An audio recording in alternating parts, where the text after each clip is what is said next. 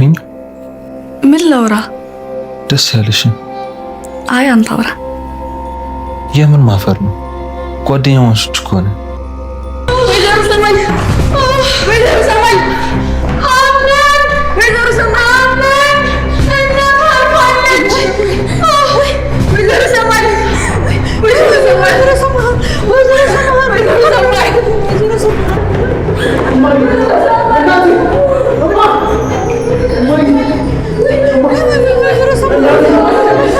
ቆይ አንቺ ምንድነው ፈልጊው? አቶ አምነን እኔ ለምን ብዬ የዘሩ ሰማል መድኃኒት ልቀይር እችላለሁ? አንቺ አረመኔ! ለካ እናቴን የመግደል ፍላጎት ነበረሽ። አላም ለኔ ቅሪ በልክ እኔ እንደዛ ይልሱ አይደለም ሆነሽማ አየሁሽ እኮ። ቆይ ከእናቴ ምንድነው ፈልጊው? እንዴ ቆይ ምን ልፈልግ እችላለሁ?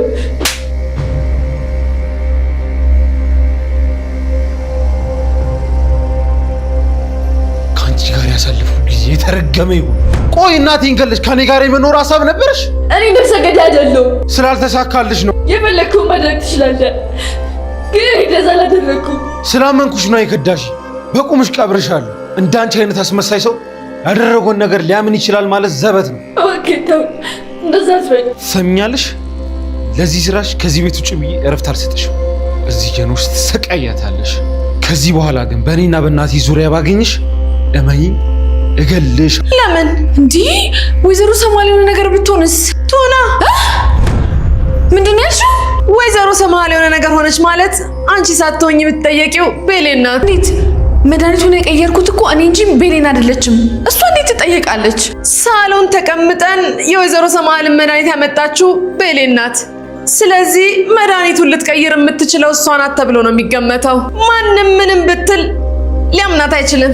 ጄሪ እንግዲህ በተደጋጋሚ ትልቅ ስህተት እየሰራች ነው ያለችው ማለት ነው። እንግዲህ ጄሪ አሁን ላይ ሜርሲን በማመኗ ትልቅ ችግር ውስጥ ገብታለች ማለት ነው። እንግዲህ ሜርሲ ወደዚህ ቤት የመጣችው ሲጀመር ወይዘሮ ሰማሃልን ለመበቀልና በውስጧ ሌላ አላማ ነው ይዛ የመጣችው ማለት ነው። ይሄን የማታውቀው ጄሪ ደግሞ አሁን ላይ እንግዲህ ሜርሲ ጓደኛዬ ነሽ፣ አማካሪዬ ነሽ፣ ስለዚህ እኔ መልሽን ማድረግ በሙሉ አለብሽ። እኔ እንደምልሽ ካደረግሽ ደግሞ ከአምናን ጋር ጥሩ ህይወትና ጥሩ ትዳር ይኖርሻል እያለች በአምነን እያታለለቻት እንግዲህ ብዙ ስህተቶችን እያሰራቻት ነው ያለችው ማለት ነው። ሜርሲ ባሰራቻት ስህተት እንግዲህ ወይዘሮ ሰማሃል ትልቅ ችግር ውስጥ ገብታለች። ሜርሲ መድኃኒቱን በመቀየሯ የተነሳ እንግዲህ ወይዘሮ ሰማሃል ከባድ አደጋ ደርሶባታል። በዚህ ምክንያት እንግዲህ አምነን በጣም ተበሳይቷል ማለት ነው። ግን ደግሞ ሜርሲ በጣም ተንኮለኛና አርቆ አሳቢ ስለሆነች እንግዲህ መድኃኒቱን ማን እንደተቀየረ ስትጠየቅ በቤሊን አሳባለች ማለት ነው። ነገሩ በእርግጥ ተደገጣጠመ እንጂ በድንገት ደግሞ እንዳጋጣሚ ሆኖ ደግሞ የመድኃኒት ሰዓት በደረሰበት ሰዓት ወይዘሮ ሰማሃል ቤሊንን መድኃኒቱን እንድታመጣላት ጠይቃት ነበር ማለት ነው። እንግዲህ በትልቁ ቤሊንን ሊያስጠረጥራትና እሷ ነች ተብሎ እንዲታመን ያደረገው ነገር ያ ክስተት ነው ማለት ነው። ግን ደግሞ ቤሊን ምንም የምታውቀው ነገር አልነበረም። በዚህ ምክንያት እንግዲህ አምናን በጣም ነው ያስከፋት ቤሊንን ማለት ነው።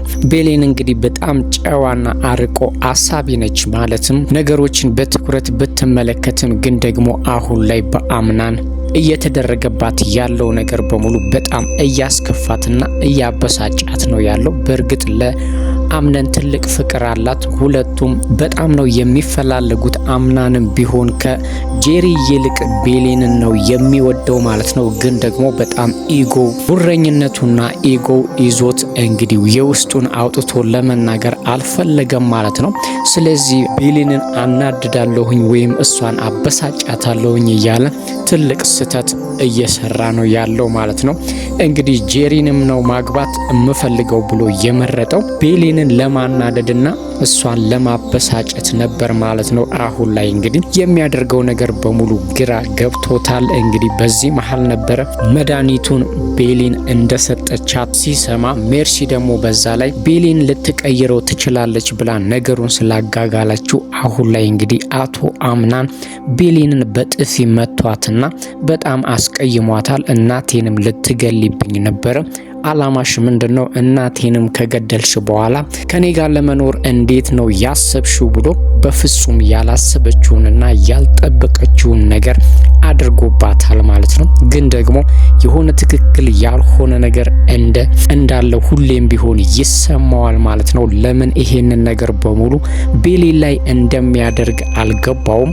ግን ደግሞ ነገሮችን እሷን ከማስከፋትና እሷን በመጥፎ አመለካከት ከማየት መቼም አልተቆጠበም ማለት ነው። ልቡና ፍቅሩ ያለው ቤሊን ጋ ነው። ግን ደግሞ ብዙ ጊዜ ስህተቶችን እየሰራ እያስከፋት ነው ያለው ማለት ነው።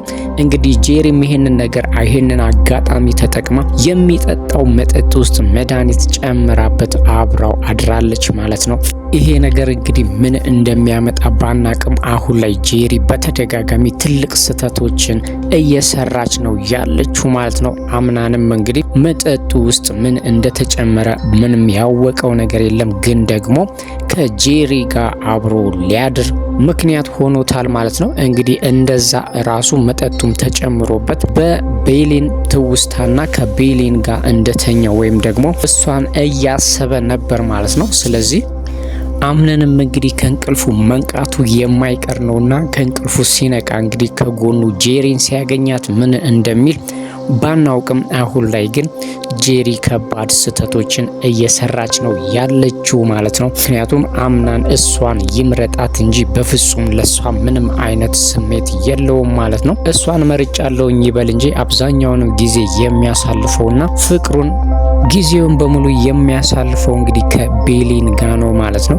እንግዲህ በዚህ አጋጣሚ አብራው ተኝታ ጄሪ ሲያገኝ በጣም እንደሚከፋና ትክክል እንዳልሰራ ግልጽ ነው ማለት ነው። በዛ ላይ ደግሞ ቤሊንም አይታቸዋለች። ምክንያቱም ቁርስ እንደደረሰ ልትጠራቸው ክፍል ስትገባ አብረው ተኝተው አይታቸዋለች ማለት ነው። ስለዚህ ምናልባትም እንግዲህ ቤሊን ስለ አምናን ያላት አስተሳሰብና አመለካከት ሊቀየርም ይችላል። ይሄ አሁን ላይ ያደረገው ነገር አምናን ራሱ እንግዲህ ብዙ መስዋዕት ሊያስከፍለው ይችላል ማለት ነው። ምክንያቱም ቤሊን በጣም ትወደዋለች፣ ከሱ ጋር መሆን ትፈልጋለች። ግን ደግሞ እሱ በተደጋጋሚ ብዙ ስህተቶችን እየሰራ ነው ያለው ማለት ነው። ወይዘሮ ሰምሃልም እንግዲህ አሁን ላይ ምንም እንደማታስታውስ ነው እያወራች ያለችው ማለት ነው።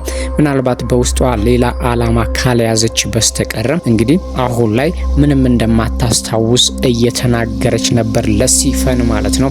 ሲፈንም እንግዲህ ነገሮች በጣም የተመቻቹላትና እየተስተካከሉላት ነው ያለው ማለት ነው። ምክንያቱም ሲፈንም መጀመሪያ ወደዚህ ቤት የመጣችው እንደሌሎቹ ለአምነን ሚስት ለመሆን ሳይሆን የራሷን አላማና ግብ ይዛ ነው ያለችው ማለት ነው። እንግዲህ አላማዋንም ለማሳካት ጥቂት ነበረ የቀራት፣ ግን ደግሞ ሜርሲን አበላሽታባታለች ማለት ነው።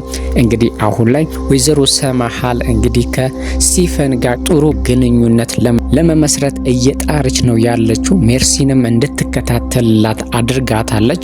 ይሄ ደግሞ ለሲፈን ወይም ላፈለገችው ሲፈን ላቀደችው አላማ ትልቅ መንገድ ይከፍትላታል። ምክንያቱም ወይዘሮ ሰምሃል ምን እንደምታስብና በሷ አቅራቢያ ምን እየተካሄደ እንደሆነ ለማወቅ ይረዳታል ሲፈን ማለት ነው።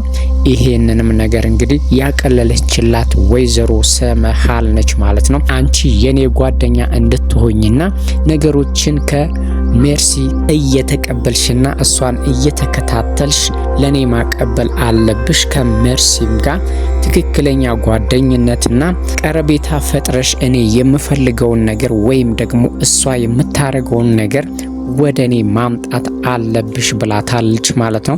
እንግዲህ ይሄም ለሲፈን ትልቅ እድል ነው የሆነላት። ምክንያቱም የመጣችበትን አላማ በግማሹም ቢሆን ይቀንስላታል ማለት ነው።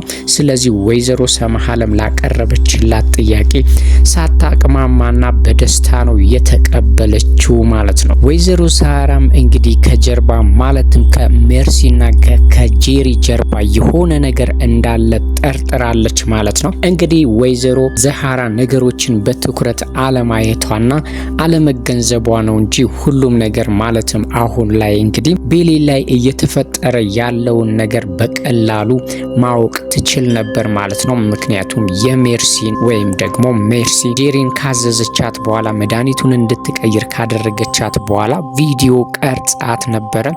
ያ ቪዲዮን የያዘው ሜሞሪ ደግሞ ወይዘሮ ዛሃራ እጅ ገብቶ ነበር ማለት ነው። እንግዲህ በቀላሉ ባትመልስላትም ወይዘሮ ዛሃራ ለሜርሲ ግን ደግሞ እዚህ ግባ የሚባል ነገር አላደረገችበትም ማለት ነው። ወይዘሮ ዛሃራ እንግዲህ ሜርሲ ያንን ያህል ሚሞሪውን ስትፈልገውና ለሚሞሪው ብላ ብዙ ስራ ስትሰራ እዚህ ሚሞሪ ላይ ምንድነው ያለው ብላ ሚሞሪው ላይ ያለውን ነገር ማየት ቢችሉ ኖሮ አሁን ላይ እንግዲህ ቤሊን ላይ የተፈጠረ ያለው ነገርና መድኃኒቱን ቀይረሻል ተብላ ትልቅ ወንጀላ አይደርስባትም ነበረ ማለት